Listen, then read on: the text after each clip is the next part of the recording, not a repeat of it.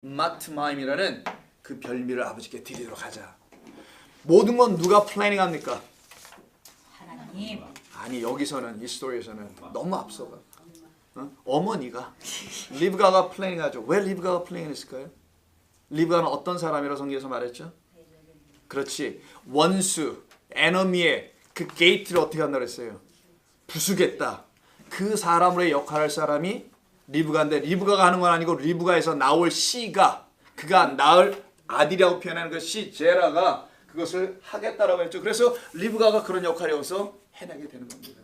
그렇게 하게 됐던 그 근거는 에서가 바로 장자였음에도 불구하고 그 장자의 자격을 상실하게 되죠. 상실하게 됐던 이유가 아시지 않습니까? 야곱이 욕심부린 겁니까? 아니에요. 성경을 그렇게 보지 말라는 거예요. 야곱은 단 한 가지, the only thing, 단 한 가지. 여러분 인생에서 반드시 있어야 될 한 가지. 모든 게 다 사라져도 이건 하나는 있어야 되는 거예요. 근데 하나님도 모든 걸 다 사라지게 하지도 않아요. Don't worry. Don't worry의 뜻은 다 아시죠? 돈 걱정하지 마라. 아씨. 자, 한 가지, 그 한 가지만, the only thing만 갖기를 원하시는 하나님입니다. 그 only thing이 뭐냐? 한 가지가 뭘까? 그 한 가지를 알려주는 거예요, 지금. 그게 바로 그 하나님의 무엇을 받고 싶어요? 약속이 담긴 언약, 커버넌트를 받고 싶습니다. 이게 한 가지 띵이에요. 이것을 에브라임부터 시작해서 계속 얘기하는 겁니다. 아주 그냥 귀에 반복, repeat and repeat, again and again. 맨날 들어도 몰라 근데. again and again. 저 알아요. 그냥 얘기하는 거 맨 앞에 있는 분들은 늘 교육보제. 가서 손도 잡아야 되고 제가. 근데 오늘 잡을 분이 하나도 없어. 이쪽에 한 분 계시네. 자, 그래서 그 단 한 가지. 그게 뭐냐? 하나님께서 약속하신 프로미스라는 거예요. 좀 어려운 말로 covenant. 이 covenant를 갖는 거 하나님의 약속, 하나님의 프로미스가 좀 더 그 뭐랄까 그 by law로 표현하면은 그러니까 법적으로 설명하는 걸 covenant 계약.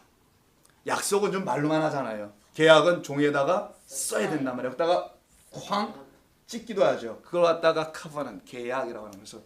그 계약, 그 약속하심을 바꿀 수 없다라는 의미가 언약이라는 거예요. 그래서 약속은 말하고도 바꾸잖아요. 여러분들이 수없이 바꾸잖아. 근데 그 바꾸지 않도록 꽝 찍어서 보내주는 것을 하나님이 언약이다.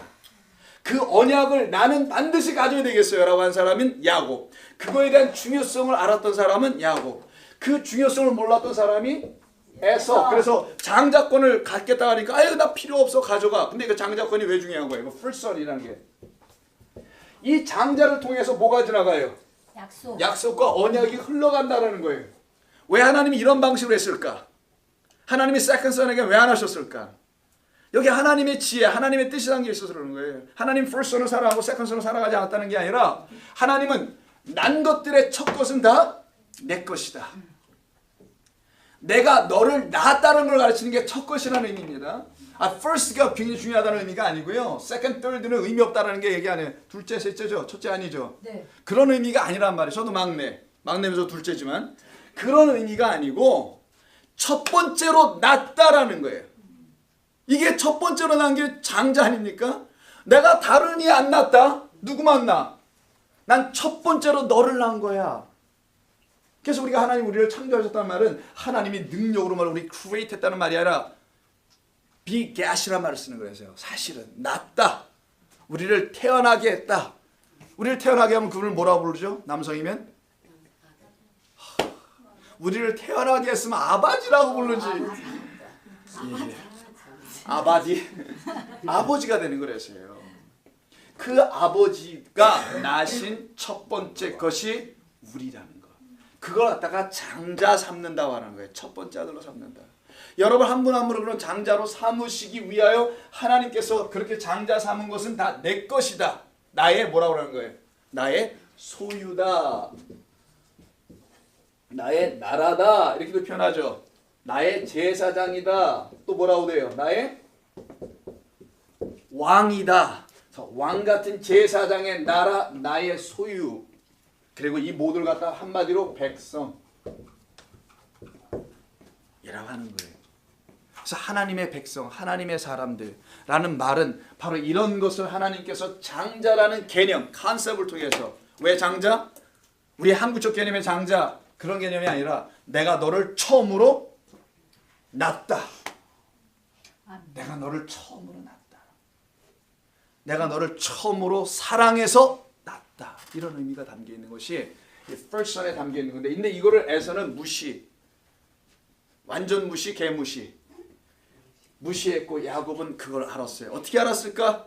할아버지 아브라함서부터 아들 이삭, 자기 아버지 이삭에게 끊임없이 듣고 들었던 것은 하나님의 약속하신 것 언약이라는 제라. 이 시에 대한 문제. 항상 단수, 싱글러로 쓴다 그랬죠. 이 제라, 시는. 내가 너에게 시를 하나 줄 거야. 그 제라라는 시, 약속의 후손이라는 예수 그리스도를 이미 foreshadowing하는 바로 그 단수 시를 주시겠다라는 약속을 계속 얘기했단 말이에요. 그러니까 야곱은 들었어. 에서는 안 들었다라는 거예요. 이 세상이 그렇다라는 겁니다. 하나님의 말씀을 이렇게 듣기를 원하는 사람들이 있는가 하면은 하나님의 말씀이 이렇게 들으면 귀신 신하라 까먹는 얘기로 듣는 사람들도 있을 거라는 거예요. 귀신 신하라 어떻게 까먹는지 모르지만 하나님의 말씀이 말하려고 하는 그 참된 것이 어떤 것인지를 히브리어나 헬라어가 말하고 있는 그 단어를 추적해서 하려고 하는 것은 시도고요.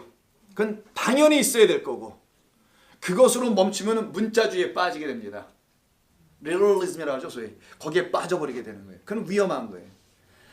전체 성경 전체가 말하려고 하는 그 스펙트럼을 가지고 볼 수 있어야 되는 것이죠. 그럼 성경을 이해할 수 있는 스펙트럼은 하나님, 그리스도, 예수, 말씀, 시 이런 스펙트럼을 통해서 보는 겁니다. 보면 이게 쫙 펼쳐져서 이런 내용들이 여러분의 눈에 들어오기 시작하게 되는 거죠. 전에 이런 것이 안 걸렸어. 뭐 시가 뭐예요? 대추 시야? 뭐 무슨 시야? 이렇게 생각했는데 이제는 그 시가 이게 그래서 싱귤러 단수로만 썼던 거구나. 누가 한 사람을 지칭하기 위한 하나님의 뜻이 여기서 담겨 있었던 거구나 라는 걸 알기 시작하여 성경을 이해하는 그 능력이 생기게 되는 겁니다. 그게 어떻게 시작했을까? 그거 성령의 능력이라고 하는 거예요. 성령 보혜사 약속하신 대로 그리스도께서 또 다른 보혜사를 너에게 보내주겠다. 그 보혜사를 통해서 이걸 알아가는 거예요. 야곱은 그래서 이 장자권을 놓고 갖기를 원했던 것이고 그것을 알고 있던 어머니가 도와주기 시작하는 건데 이것을 통하여 누구? 야곱의 적이 될 원수가 되게 되는 에서의 씨들의 문이라는 게 뭐예요? 한 성의 문은 그 성을 지키는 입구 아닙니까? 그래서 옛날에 전쟁은 문부터 부수잖아요. 그렇지 않습니까? 문이 계속 쿵쿵 쳐가지고 하잖아. 옛날 전쟁 보면은 문부서의 그 안으로 들어가서 대적을 멸망시키니까 바로 리브가에게서 나올 그 씨로 말미암아, 즉 약속의 우선인 예수 그리스도로 말미암아, 그 말은 야곱이 가져야 될 그 씨인 예수 그리스도라는 약속으로 말미암아. 예수 그리스도는 하나님의 약속이라는 거예요. 예수 그리스도가 무슨 인물 그런 존재로 이해하면 여러분 야곱 때 무슨 예수가 어디 있어요, 여러분? 그렇지 않잖아요. 예수라는 존재는 하나님의 약속의 현현, 하나님의 약속이 나타난 거 이해하셨어요? 네. 하나님의 약속은 언어잖아. 근데 약속이 딱 뭔가로 보이는 걸로 나타나는 걸 갖다가 약속의 후손이라는 예수를 말하는 겁니다. 그 예수라는 약속의 후손을 우리에게 줄 건데 주기 위해서 이 앞에 있는 사람들이 그 약속의 후손의 근거, 원형을, 씨를 계속 물려내려요. 그걸 갖다가 뭐라고요? 톨레도트. 히브리어로 뭐라 그랬죠? 족보라는 거 얘기 갖다가 family lineage. 여러분 족보 있잖아요. 물론 족보 없는 집안도 있고 뼈대 없는 집안은 말할 것도 없고 그런 족보, 하나님의 족보가 있다 그랬었죠. 그렇죠? 창세기는 10개의 족보 이야기했는데 그 10개라는 족보 중에 하나님의 계보, 하나님의 족보가 흘러가고 있다는 거. 노아에서 셈에서 쭉쭉 나가서 아브라함까지, 아브라함에서 이삭에서 넘어간단 말이에요. 근데 이때 이삭 다음에 아들이 둘이 생겨 갑자기. 하나로 가면 상관없었잖아요. 이거저거 그냥 가는 거 아니에요. 근데 둘이 생겨. 왜 설명한 걸까? 우리 안에 둘이란 존재를 설명하기 위함이에요. 하나님의 말씀 깨달아 알아들려 하는 야곱, 그 장자권의 중요성을 이해하고 싶은 그 야곱, 하나님의 축복이 뭔지를, 일용할 양식과 그 언약이 뭔지를 알고 싶어하는 그 야곱이라는 존재가 우리 안에 있어야 하는데 그것으로 가지 못하고 에서적 존재인 그걸로 가고 싶어하는 우리의 또 다른 모습이 동시에 coexist 하고 있는 겁니다. 이 안에. 그 둘이가 계속 마찰을 일으키다가 생명의 말씀이 들어오면 그 한쪽인 에서의 그 문, 게이트를 부숴버리고 그것이 없어져 버리니 우리 가운데 참된 이야기가 들어오기 시작하죠. 그래서 리브가가 뭐라고 해요?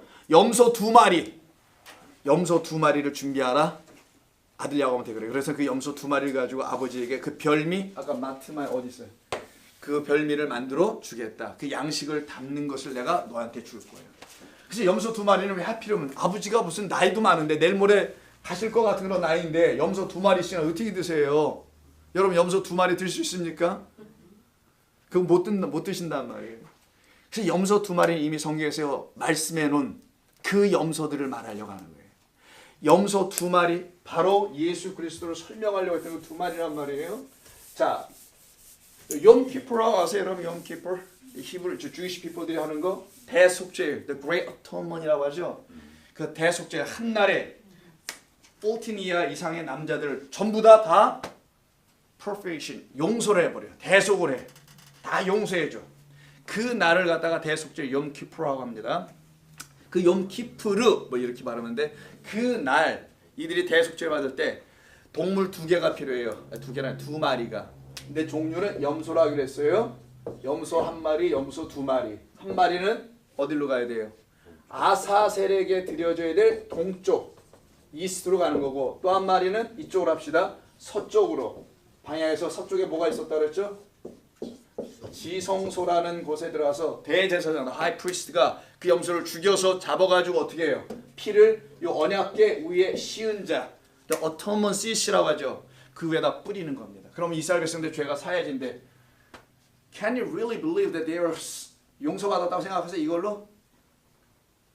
That's a ritual. 이거는 어떤 symbolic action. 여기는 뭔가가 담겨 있는 거예요.